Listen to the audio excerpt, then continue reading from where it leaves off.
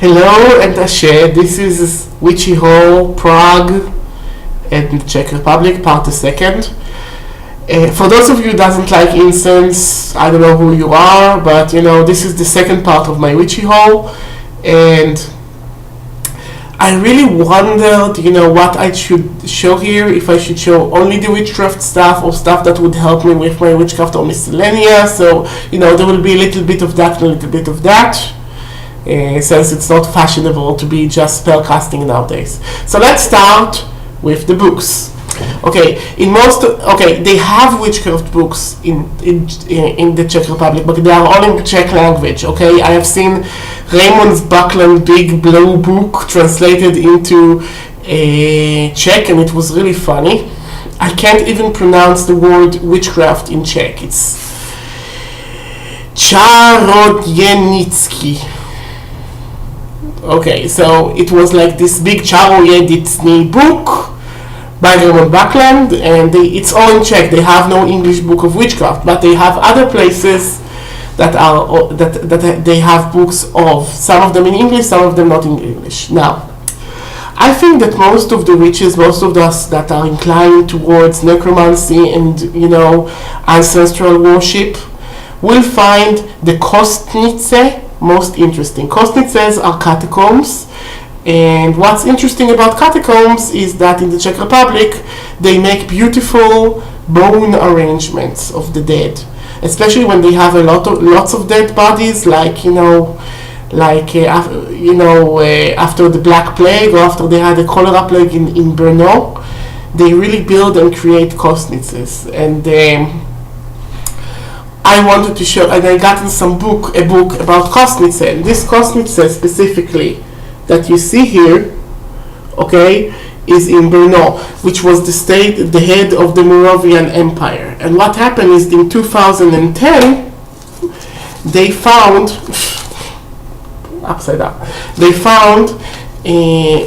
in one of the cellars lots of bones of people who died during a cholera epidemic. And the place has amazing spiritual energy to it. And let me find and show you a picture of how it looks like. It has lots of pictures, and I'm not going to show you them one by one. But basically, when they found it, they started this project of rebuilding this kostnice. And after a year or two, in 2012, they opened the kostnice to the public, and it looks like this. This is like walls made from human bones. It looks amazing, and I really recommend that you would go there. And this is like a recent kostnice, even though it's the second biggest in Europe. The most beautiful kostnice though is in Kutná Hora. Now, the kostnice book is in Czech. I bought it for the pictures, but the Kutná Hora book, which is very interesting, this one is in English, okay? And those of you who heard about Sedlec Ossery would know what to expect when I will show you this church made out of human bones, basically. It's like, they try to show you other places like the old synagogue and, Santa Barbara's cathedral, which are impressive, but not as impressive as this. Yes.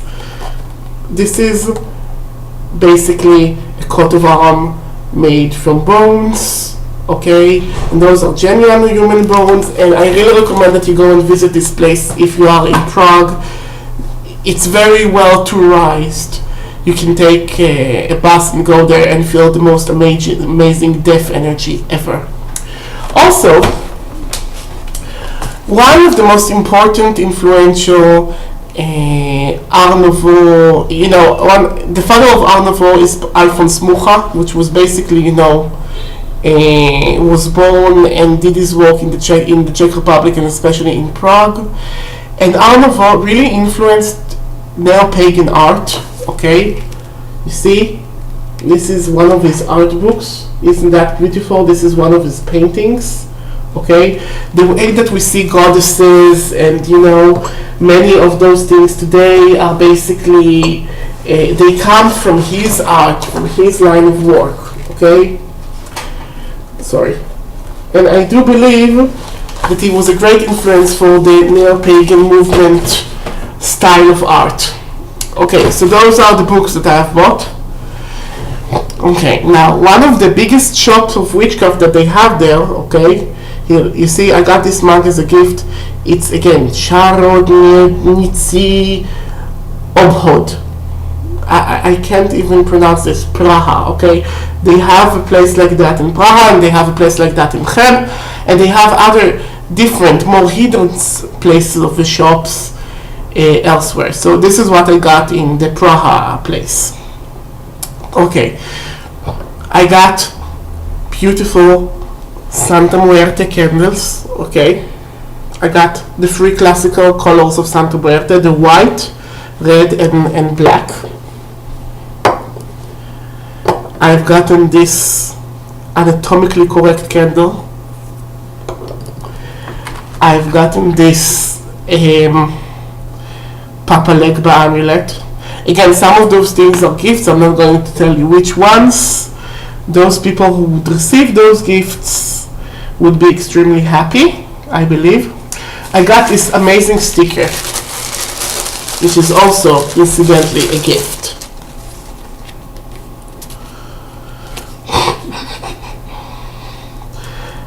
Don't make me get voodoo on your ass, okay? Also, incidentally, a gift. And they also, they had their own card. They have a website. You can go and browse their website. This is like their card, okay? Charodnicy, and they gave us they give you a matchbox, and those are just the gifts that I received from there. I didn't buy all that much from those people. A, because it was very expensive, and B, because this was just the first witchcraft shop I went in, and it was the beginning of the trip. I really wanted to save some money for the rest of it, but I got things that I saw as essential. Okay, so those are the things that I've gotten there. And there were other witchcraft shops, but first of all, let me show you other stuff that I've gotten. Okay, and this is a gift as well. This is handmade. This is a pentacle box with pewter legs, and I've gotten some dragon's blood resin. 2 people asked me. One person asked me, the other person I saw had such a pitiful amount of dragon's blood that I decided to get them some dragon's blood. This box is handmade. I have a box made by this artist years ago, okay?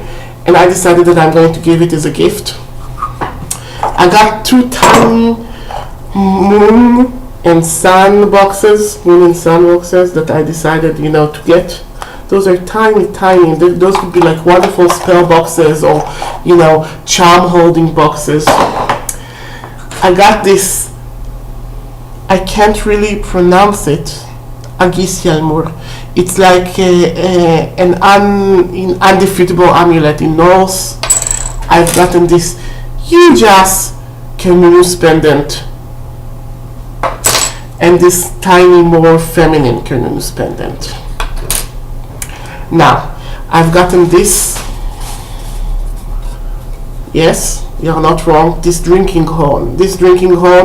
I got inspired. What happened is that while we met other pagans in their Euro meeting, stuff like that, we went there and, and they had like a sambal, which is like a Nordic ritual, and they had those huge ass drinking horns, and I had to buy one. I had to own one of those, so I could drink from and make merry from. And I got myself a few crystal items. First of all, you see this is a crystal. What do I mean when I say crystal? This is not a stone. This is basically a lead reinforced glass that somebody cut into beautiful patterns, and when I will light a candle in it, it will break through the patterns and make a beautiful prism of light and beautitude. Sorry. And I also got this box. This is a crystal cut box, and I found this beautiful parrot feather that I've placed inside. And since it has lead, this could be like a very good protection box, okay? You could put like stuff you want to protect in it, and you can see how things going on in it, okay? Also could be used for binding. Okay. And in that pagan meeting, I received a little Christmas gift. I brought some curvature root, which I'll talk on another video. I got this tiny little ladybug, and I got this lucky horseshoe that I love. Okay, this is, I found this pine cone in Žensko. It's in Český raj. It's called the Czech heaven because it's so beautiful, and I took it with me for luck and the symbol of energy and virility. This box, I found it, I fell in love with it. You see it has like little tussle there that is like used to open it. Found it in an antique shop or used item shop.